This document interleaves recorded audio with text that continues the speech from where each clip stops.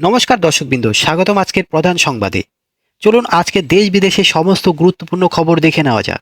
এই বছর ১০০ বছর পর অক্ষয় তৃতীয়ার এক অতি বিশেষ যোগ তৈরি হয়েছে। ধন, সৌভাগ্য, বৈভব এবং সর্বকার্য সিদ্ধির যোগ একসঙ্গে মিলেছে। সোনা রূপো কেনা, পূজা পাঠ, বিবাহ, সাগাই সমস্ত শুভ কাজের জন্য আজকের দিনটি অত্যন্ত গুরুত্বপূর্ণ। চলুন এবার আসা যাক আন্তর্জাতিক সংবাদে। গতকাল হরমুজ প্রণালী খোলার মাত্র কয়েক ঘন্টার মধ্যেই ইরান আবার সেটি বন্ধ করে দিয়েছে। ট্রাম্প প্রশাসন জানিয়েছিলেন অবরোধ বজায় থাকবে। সেই ঘোষণার জবাবে ইরান এই কড়া পদক্ষেপ নিয়েছে।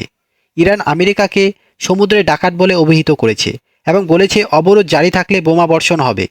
হরমুজ প্রণালীতে ইরানের বিপ্লবী রক্ষী বাহিনী গুলি চালালে দুটি ভারতীয় জাহাজ পথ পরিবর্তন করে ফিরে আসতে বাধ্য হয়েছে। একটি ট্যাঙ্কারে ২০ লক্ষ ব্যারেল তেল ছিল। যদিও সমস্ত নাবিক নিরাপদ আছেন, এই ঘটনায় ভারত সরকার অত্যন্ত গুরুত্বের সঙ্গে দেখছে এবং ইরানের রাষ্ট্রদূতকে তলব করে বিদেশ মন্ত্রণালয় কড়া প্রশ্ন করেছে। তবে ভারতের জন্য একটি স্বস্তির খবর আছে। আমেরিকা রাশিয়ার তেল কেনা ছাড়ের মেয়াদ ১৬ই মে পর্যন্ত বাড়িয়ে দিয়েছে। ফলে আরও ১ মাস সস্তায় রুশ তেল কিনতে পারবে ভারত। অন্যদিকে আফ্রিকা ঘুরে মধ্যপ্রাচ্য যাওয়ার পথে আমেরিকার একটি বিশাল যুদ্ধজাহাজ হুতি বিদ্রোহীদের আক্রমণের ভয়ে রাস্তা পরিবর্তন করেছে। ৬,০০০ নাবিক ও ৩টি ডেস্ট্রয়ার নিয়ে এই জাহাজটি পিছু হটেছে। এবার আসি জাতীয় রাজনীতিতে। মহিলা সংরক্ষণ বিল লোকসভায় পাস না হওয়ায় গতকাল রাত 8:30টায় প্রধানমন্ত্রী নরেন্দ্র মোদী জাতির উদ্দেশ্যে ভাষণ দিয়েছেন। তিনি বলেছেন, মহিলা সংরক্ষণ বিল পাশ করাতে না পারার জন্য দেশের সমস্ত মহিলার কাছে তিনি ক্ষমা চাইছেন। বিরোধী দলগুলো নারীর অধিকার কেড়ে নিয়েছে, এই পাপের শাস্তি তাদের অবশ্যই পেতে হবে। তামিলনাড়ুর জনসভায় প্রধানমন্ত্রী বলেছেন, নারী সব ভুলে যায় কিন্তু নিজের অপমান ভোলে না। বিল পাস না হওয়ায় বিজেপি মহিলা সাংসদরা রাহুল গান্ধীর বাড়ি পর্যন্ত মিছিল করেছেন।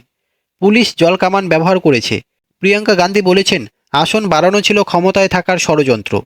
দিল্লি পুলিশ 4টে রাজ্য থেকে 4 সন্ত্রাসীকে গ্রেপ্তার করেছে। এদের নিশানায় ছিল রাম মন্দির এবং সংসদ ভবন। খেলনার মধ্যে বোমা লুকিয়ে হামলার পরিকল্পনা ছিল এই সন্ত্রাসীদের। মহারাষ্ট্র, উড়িষ্যা ও বিহার সহ একাধিক রাজ্যে একযোগে এই অভিযান পরিচালিত হয়েছে। ভারতের নিরাপত্তা সংস্থার এটি বড় এক সাফল্য। কেন্দ্রীয় মন্ত্রিসভা মহার্ঘ ভাতায় 2% বৃদ্ধির অনুমোদন দিয়েছে। এখন মহার্ঘ ভাতা হবে 60%। অষ্টম বেতন কমিশনের আগেই সরকার এই বড় সিদ্ধান্ত নিয়েছে।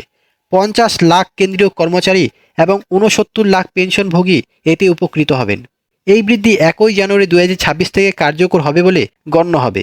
সুপ্রিম কোর্ট বলেছে, সংবিধান সবার উপরে, ব্যক্তিগত ধর্মীয় বিশ্বাসের উপরেও। কেরালার শবরীমালা মন্দিরে মহিলাদের প্রবেশের বিষয়ে এই রায় এসেছে।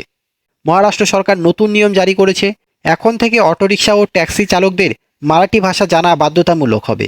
ফেসবুক, ইনস্টাগ্রাম ও হোয়াটসঅ্যাপের মালিক মেটা থেকে 16,000 কর্মচারী ছাঁটাই হতে চলেছে।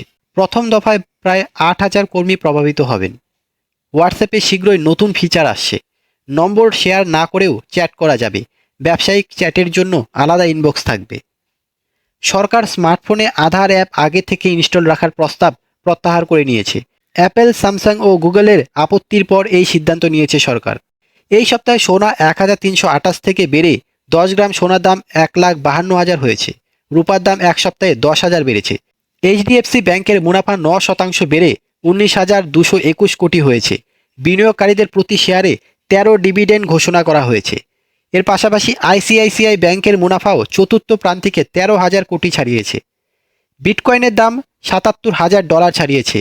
80,000 যাওয়ার সম্ভাবনা দেখছেন বিশেষজ্ঞরা। ভারত বিশ্বের নির্ভরযোগ্য বিনিয়োগ গন্তব্য হিসেবে স্বীকৃতি পাচ্ছে। বৈশ্বিক অনিশ্চয়তার মধ্যেও ভারতের পুঁজিবাজার শক্তিশালী থাকছে। 19 এপ্রিল থেকে চারধাম যাত্রার শুভ সূচনা হয়েছে। আজ যমুনোত্রী ও গঙ্গোত্রী ধামের দরজা খুলে যাচ্ছে। এখন পর্যন্ত 5.5 লাখ তীর্থযাত্রী নিবন্ধন সম্পূর্ণ করেছেন। কেদারনাথের জন্য ডলি যাত্রাও আজ রওনা হবে।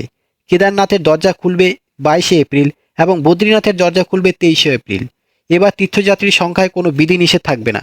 দেশ জুড়ে তীব্র গরম পড়েছে। উত্তরপ্রদেশের বান্দা এশিয়ার সবচেয়ে উষ্ণ এলাকা হয়ে উঠেছে। তাপমাত্রা 45 ডিগ্রি ছাড়িয়ে গেছে। মধ্যপ্রদেশের রতলামে তাপমাত্রা পৌঁছেছে 44 ডিগ্রিতে। ওড়িশা ও ছত্তিশগড়ে গরমের কারণে বহু স্কুল বন্ধ করা হয়েছে। দেশের 10টি রাজ্যে আগামী 4 দিন তাপপ্রবাহে সতর্কতা জারি রয়েছে। বিহারের জামুই জেলায় গরমে স্কুল ছাত্রছাত্রীরা অজ্ঞান হয়ে পড়েছে।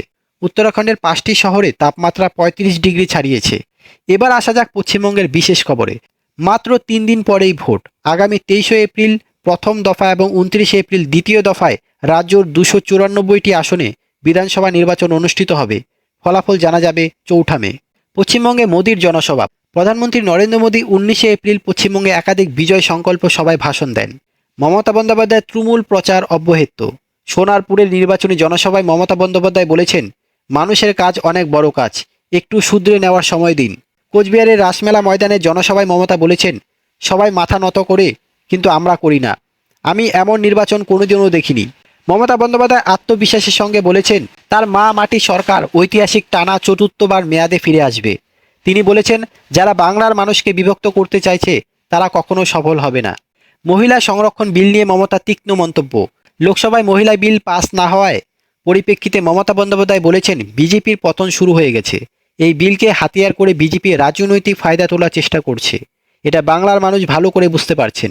নির্বাচন কমিশনের বিশেষ নিবিড় সংশোধন প্রক্রিয়ায় রাজ্যে মোট 91 লাখের বেশি ভোটারের নাম বাদ পড়েছে, যা মোট ভোটারের প্রায় 12%।